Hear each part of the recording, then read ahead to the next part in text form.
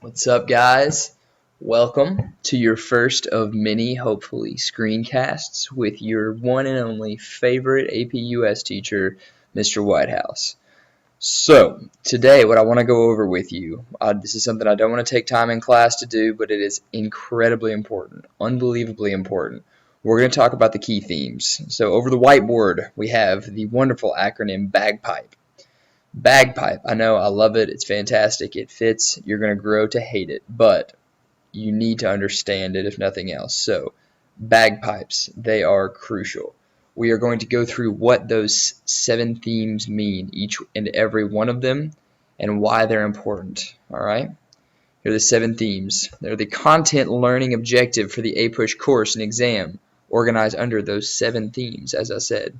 Topics of historical inquiry to explore throughout the APUSH course. These are the things that you need to be able to see, the things that you need to be able to understand in every single unit. We have 9 periods. Hopefully you know that. Hopefully you did that research like I asked you to, that you know these 9 periods, and you can understand that there are 7 themes you need to understand in each one of those 9 periods. That's 63 different items. That's 63 different themes.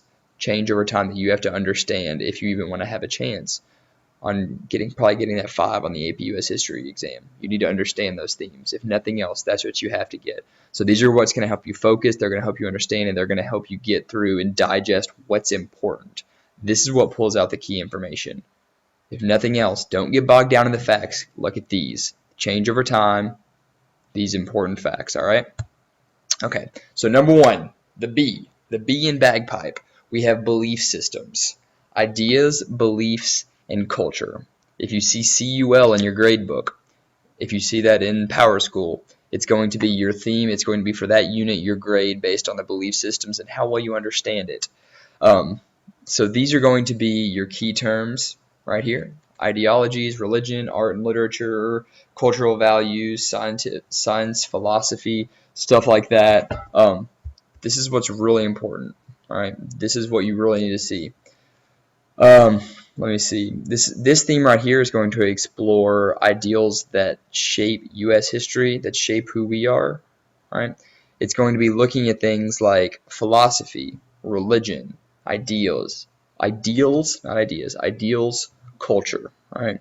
Those things are going to be crucial to belief systems, but it's not just like, oh, cool, everybody was Christian at this time. Everybody was Protestant. All right, the Native Americans liked nature. Got it. It's how did those affect America? How do those affect American identity? So in our first period, the one we're on right now, the first of 9, we're looking at a lot of Native Americans. We're looking at them and the first settlers of North America, of where we live now. Ideas, beliefs, and cultures, the belief systems is going to be affected in the contrast. The key point is the contrast between 1, Native Americans, and 2, over here, are Europeans. What's going to happen when those 2 belief cultures, when those 2 systems come in collision? What's going to happen? That is what you have to be able to synthesize. That's what you have to be able to put together, be able to explain. That Native Americans had a very different belief system than the Europeans did, and when that clashed, sparks flew, and you see mass genocide, you see mass destruction. That's what's going to happen. So, belief systems. Each one of these has 2 overarching questions. This is directly from the framework. If you did great research, you knew this. I probably don't expect any of you to get into this. Overarching questions of these. How are moral, philosophical, and cultural values changed and what would become the U.S.? And how have they changed? How and why? Done. Simple. All right? Here's some learning objectives. You can look at those, but the objectives that I'm coming up with that I'm using are going to be in some way tied to these, but we're not going to get that intense into it, all right? Number 2 of 7, America and the world, the A in bagpipe. America and the world, global context, very simple. How does America interact with other countries at this point in time? What happens in the American Revolution? Who gets involved? France. France jumps in, helps us out. Why? Why does France jump in and help us out, and how does that affect things? What if France had not been involved at that time? More importantly, how does that lead into something like the Monroe Doctrine at a later point? We're going to see James Monroe, later President of the United States, come out and say, at this point, no other countries should come over here. This is our land, and you all need to back off. Sorry, France. Sorry, Spain. Sorry, Britain. At this point, if you come over here, we're going to mess with you because we are now strong enough. Well, that's so much different than right at the beginning when we called and beckoned France to come over to us. That's the change that we have to see. The change is the important part. The important aspect is how is it different now than it was before? We're looking at that first date and that last date. How have they changed? Period 1 is 1491 to 1607. 1491 to 1607. That's a long time. That's one of the longest periods. How has it changed? How has America changed in the world in that time? Most likely America is not established in those years. We aren't even a country yet. So this is not a theme that's going to be as important in period 1. Later on, crucial. At the beginning, not as important. So overarching questions, once again, we'll get more in depth into these as we go. This will all be on Rockspace, as you know, clearly. But I'm going to post this PowerPoint as well as this presentation. So geography and environment, physical and human, climate, geography, environment, interactions with environment, natural resources, exchanges. These key terms that you see, these key terms right here, climate, geography, all of those, when you see those pop up, when you see those happen, when I say those, when you read those in the textbook, when you're doing outside research, when you're doing primary sources and you see a word like that, a buzzer should go off in your head. You should see these and you should know, oh gosh, it's talking about climate. That's clearly going to go into geography, environment, physical, human. When I say that, all you have to think is, oh, that's geography, that's the theme. I need to think about that. That's important. All right, gotcha. This key or this theme, crucial for period 1. All right, that's all I'm going to say. I'm not going to give too much away. Think about period 1, what's important, what's happening, what's giving back and forth. All I'm going to say is exchanges. Just throwing that out there. It's a grenade. Deal with it as you like. All right, we're going to skip these. We're going to move ahead to peopling. So peopling, also very important for period 1. Very, very important. Peopling. Movement to, from, and within the United States. What happens between 1491 and 1492? There's a reason we start in 91. Somebody shows up in 1492, and his first name's Christopher. There's a good chance he sailed the ocean in 1492. The ocean blue. Just saying.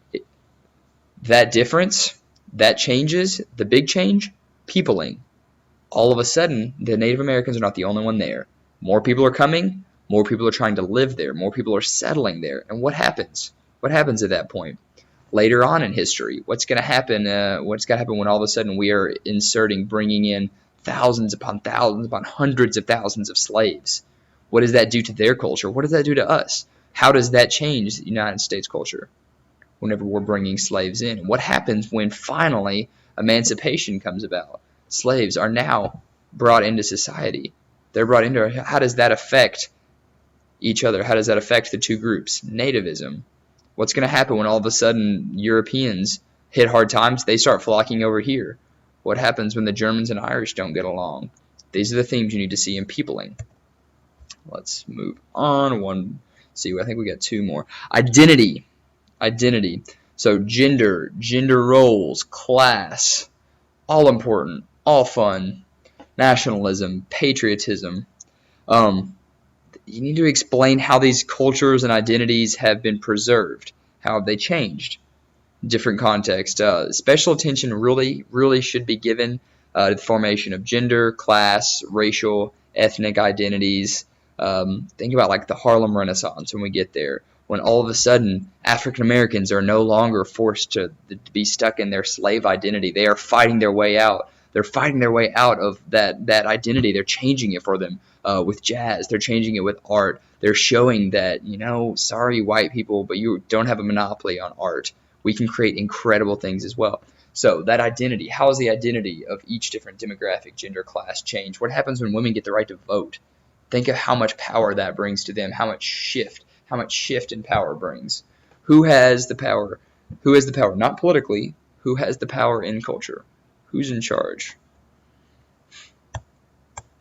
Politics and power. Now we're talking about who has power politically. Who has the active for change? How did they get that power? Period 1. Who has the power at first? 1491, the Native Americans. They're going to be those like the Aztecs. They're going to be those like the Iroquois. They're going to be those that are more peaceful, and they're going to be those that are more abrasive.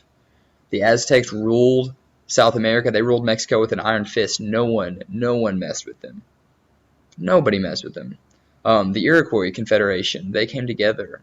They had one of the most democratic societies pre-America, pre-the United States of America. They had an unbelievable society that was peaceful. How does politics and power change in this time? How does life change for them when all of a sudden the Europeans show up? Who takes power then, and how? How do they take power? Is it because they're smarter?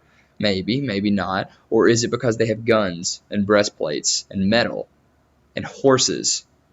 Maybe that's what shifts the power. Later on, we'll get more into the shifting of actual power. What happens with Ronald Reagan? What happens to the power when Nixon's in power? What happens after Nixon? Politics and power. We're going to get through that. This is going to be pretty important, every single one. And what you are tracking is going to be change. How does it change over that period of time, from the first to the last part? Finally, economy, work, exchange, trade, and technology. The economy. How does it change? Period 1, Native Americans. What's their economy look like? How do they trade? Do they have a dollar? Do they have a unit of currency? We don't know. How was their trade look? What are they manufacturing? What are they creating? This is going to be more important. Industrial Revolution, crucial. This is going to be huge. You're going to see that. You're going to see the changes to our economy. You're going to see the changes to technology. Very important. All right. Anything else that I'm missing on this one? Work. Very, very important. Labor systems. Very important term that you're going to need to figure out. Labor systems. Who's the working class at this time? Who's working? Why are they working? Slavery. Who's the working class? Are they getting paid? No. Slaves. They're here. They are being owned, not being paid. What's going to happen when all of a sudden they are brought into the work system? What does that do to the work system? Indentured servants. Work systems. Who is the working class? Who is the person that has jobs? The Gilded Age. Look at people like Rockefeller. You're going to look at these big names. They have all the money. Everybody else is working for 30 cents an hour. Right, getting jobs with their hands get cut off. So this is going to be crucial. Economy, work, exchange, trade, technology. Okay, so I believe that's the last one. That is the last one. So for homework, let me show you what I'm wanting you to do. It is, okay, so I have these themes. I'll be posting these as well. These themes right here. AP US History, overarching themes. Okay, shift it around a little bit so you can see better. These are the overarching themes that I'm going to post. This is a little bit more in depth, not as much details. So I guess a little bit less in depth, not as many details. Here is just a quick overview of what you need to see. Here is what the questions I want you to answer. All right. Here are the questions I want you to answer. All right. Here are the questions that I'm also going to post on Rockspace. Really look into these. Don't just number them 1, 2, 3, 4. You're not going to have to answer every single one of these. But which one of these applies to that period? Which one of these applies to the period? Which ones are important? And finally, here's the document you'll be filling out every single unit. We're going to do this every unit. This is going to be a part of your grade. It's already in your grade book. How well do you understand it? I want you to expand more than this. This is what I'm going to post on Rockspace. Download it as a Microsoft Word document. Expand on it. All right. I would really prefer that you write this. Handwrite it. Handwriting, we learn things better handwriting than we do typing. I can promise you that. You will learn it better if you handwrite it, no matter what you think. Also, when you type things, sorry, I can't trust you that you're not going to cheat. Send it to someone else and they can reword it. So please, handwrite these for credit. I'm going to expect it. I will make that clear in class. This is going to be on Rockspace. All that's going to be posted on Rockspace. It should already all be there. This is what I want you to do. So, at this point, the only thing left to do is get to work. Ladies and gentlemen, boys and girls, by that I mean mostly boys, all boys, this is crucial. I'm serious. Take this part serious if nothing else. I believe in you all. We can do this. I'm here for you. You know that. White House out.